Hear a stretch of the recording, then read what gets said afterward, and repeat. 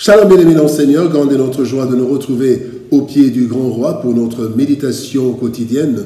Nous sommes le mardi 9 septembre 2025 et nous vous saluons au nom de notre Seigneur et Sauveur Jésus-Christ. Pour notre méditation de ce jour, nous allons lire un texte dans les psaumes.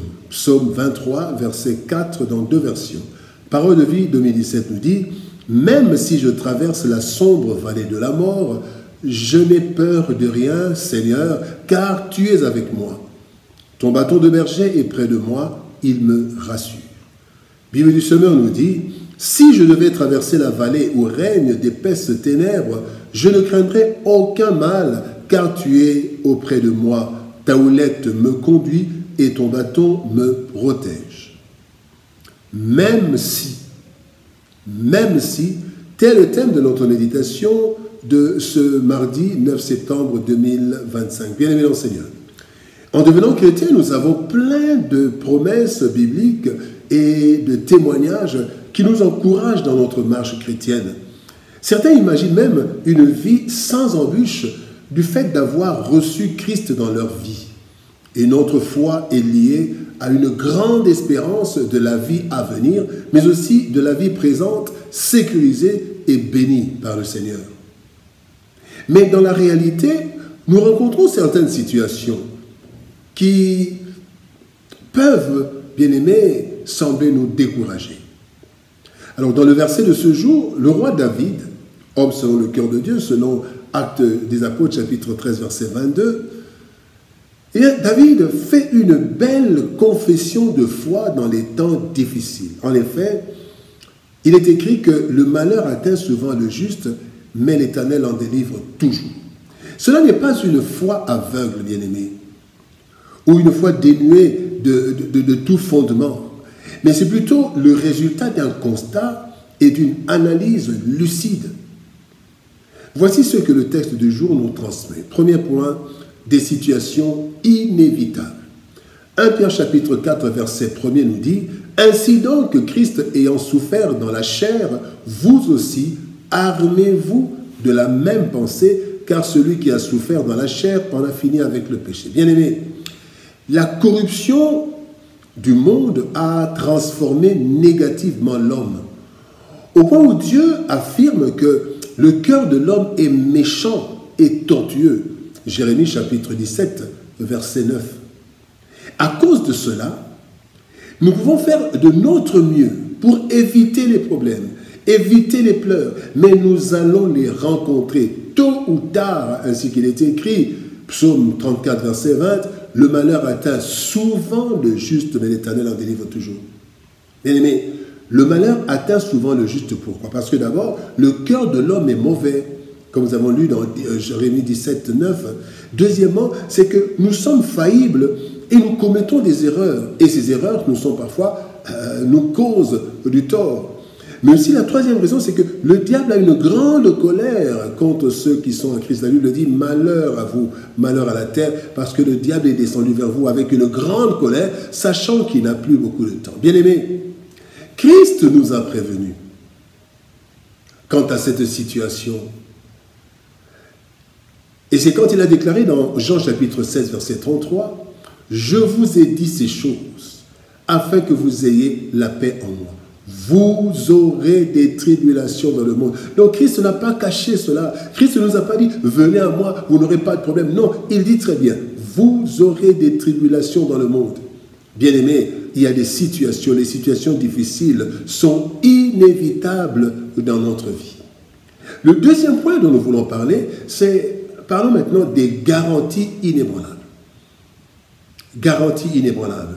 Ésaïe 43, verset 2 nous dit « Si tu traverses les eaux, je serai avec toi, et les fleuves, ils ne te submergeront point. Si tu marches dans le feu, tu ne te brûleras pas, et la flamme ne t'embrasera pas. » Bien-aimés, les textes qui nous préviennent des souffrances, eh bien, ces mêmes textes nous rassurent en même temps. Jean 16, 33, vous aurez des tribulations dans le monde. Mais la suite, c'est quoi? Mais prenez courage, moi j'ai vaincu le monde. Quand nous allons dans le psaume 34, verset 20, le malheur atteint souvent le juste. Oui, souvent nous sommes atteints par des problèmes. Et la suite, mais l'Éternel l'en délivre toujours. Il y a souvent d'un côté, il y a toujours de l'autre côté. Bien aimé, le psalmiste voit en son berger la garantie de sécurité. Nous avons donc des garanties inébranlables de la part de Dieu lui-même. Il y a d'abord sa présence. Le psalmiste dit, car tu es auprès de moi. La présence de Dieu. La deuxième chose qui nous rassure, c'est la puissance de Dieu, sa puissance. Dans le psaume 23, il dit, ta houlette me conduit, ton bâton me rassure, me protège. Et la troisième assurance, bien aimé, la troisième garantie inébranlable, c'est l'amour de Dieu. Elle le dit, l'Éternel est mon berger, je ne manquerai de rien. Pourquoi? Parce que Dieu m'aime. Bien aimé dans le Seigneur, nous devons savoir que nous avons des garanties. Dieu nous a prévenus, nous aurons des tribulations, mais il nous garantit aussi, dans toutes ces choses, nous serons plus que vainqueurs, nous allons résister, nous tiendrons jusqu'au bout. Le troisième point, bien aimé, parlons maintenant de notre part. Notre part est capitale. Jérémie chapitre 17, verset 4 nous dit, « Tu perdras par ta faute l'héritage que je t'avais donné. » Dieu a donné un héritage, mais nous pouvons le perdre par notre faute. Eh bien, c'est Dieu qui sauve, bien aimé. Il a conçu et il a accompli l'œuvre de salut sans l'intervention de l'être humain. Cependant, ayant créé l'homme avec une liberté de choix et d'action, Dieu attend de la part de l'homme une acceptation. Dieu attend la part de l'homme. Il veut que l'homme puisse obtenir le salut, saisir le salut avec son approbation.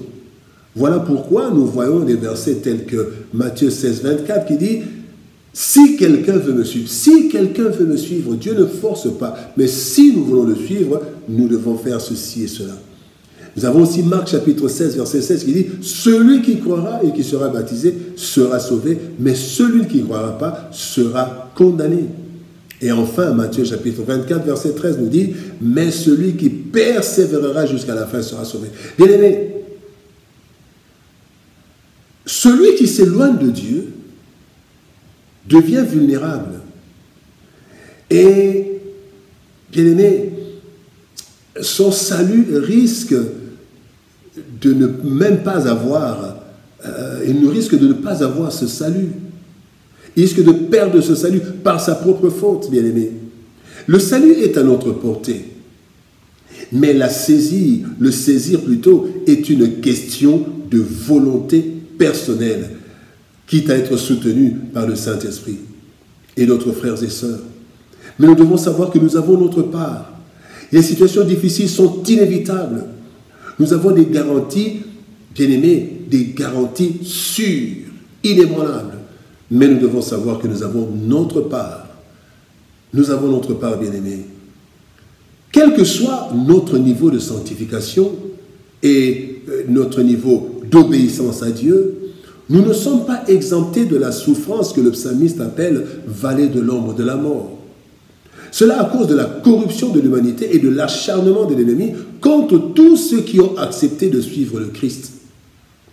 Cependant, toutes ces souffrances sont contrôlées par Dieu. Et si nous lui restons fidèles, il nous fera sortir de chaque situation difficile que nous traverserons, car il nous aime et il est fidèle. Notre part, c'est de lui rester fidèle, même si nous traversons la vallée de l'ombre de la mort, à l'exemple de Job, Joseph, David et d'autres, Daniel. Et ils ont goûté, ils sont restés fidèles, et ils ont goûté au fruit de leur fidélité. Bien-aimés, gardons confiance et persévérons, même si. Prions. Père de gloire, nous te bénissons et te rendons grâce pour ton amour et ta bonté. Oui, même si le monde nous a abandonnés, même si le monde se levait contre nous, même si nous traversons des vallées, de l'ombre de la mort, Seigneur, ô Dieu de gloire, garde-nous fidèles à toi. Parce que toi, tu es fidèle. Aide-nous, Seigneur, Dieu de gloire, à marcher en nouveauté de vie, à nous attacher à toi, Seigneur, ô Dieu de gloire. Aide-nous, Seigneur, Dieu de gloire, à être de véritables témoins jusqu'aux extrémités de la terre. Bénis ta parole, bénis ton peuple. Au nom de Jésus-Christ, nous avons ainsi prié, Père. Amen. Bien-aimés, Seigneur, que Dieu nous bénisse.